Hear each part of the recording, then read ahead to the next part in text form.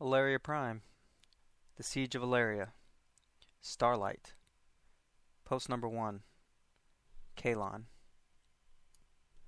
The AFS Loyalty crashed into the western edge of the Ostward Municipal District of Aelyria Prime, exploding violently upon impact. Dozens of buildings burned, and screams could be heard flooding the streets just a few blocks away from the docks.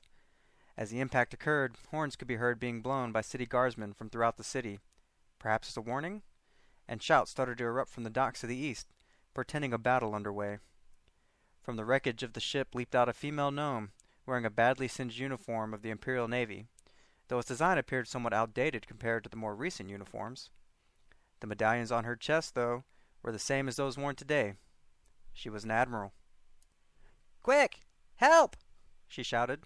She struggled, pulling on a glowing blue rope, dragging a long glass prism, about 7 feet tall and 3 feet wide. The smoke obscured its contents for the moment, but when it cleared as the little admiral continued to pull with her magical rope, the body of an elf woman with long reddish-blonde hair and black and crimson robes with regal barding could be seen. "She is in stasis, but the spell seems to be wearing off. Someone, please help!" shouted Admiral Elena Granchek. To citizens who knew of the elf woman, the identity was almost immediate. It was the Empress, Alyssa Chrysaneria. "We shall seize her!" shrieked Lady Callista. "Are you out of your mind, Anthropat?" barked back Lord Ophon. The Catapan of the Ark had to hold on to the sides of his command chair as the vessel erupted in yet another explosion.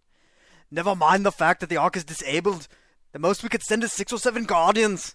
Oh, and perhaps you're not aware, but this isn't exactly a control situation anymore." "We must send a small strike team then, and take possession of her," continued the fabricator. "With her in our grasp, we can dictate the terms of their acquiescence and impose our order." "She is the Empress of the past, put through time, and one of the most revered figures in the mortal's entire history. Are you crazy?" Orphan could barely believe what he was hearing Lady Callista say. "Then we should kill her. We can ill afford for the mortals to have a new rallying banner." Callista seemed desperate at this point. "Oh, you're a monster!" stammered the muscular Aelyrian commander of the Citadel ship. "I am terminating the entire ridiculous mandate of yours." Orphan rose from his chair and grabbed the falcon's hilt, while he gestured for 2 other guardians to join him.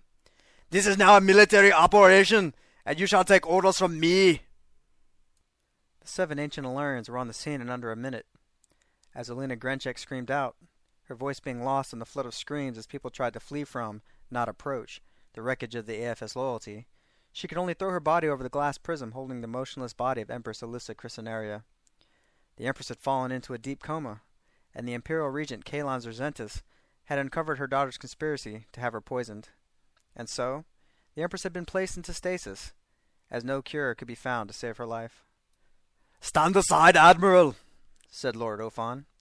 Lady Callista stood behind 5 guardians, the ancients wielding their unsheathed falchions.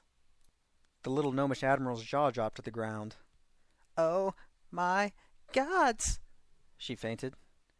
Orphan rolled his eyes as he gestured quickly to the guardians, who flew quickly into perimeter around the wreckage and began to cast spells in an effort to get the fires under control.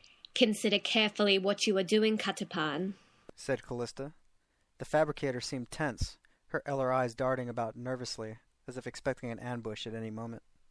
"As an honor-bound warrior, I know exactly what I am doing, Anthropat," responded Ophon, without looking at her, and opening the glass prism telekinetically.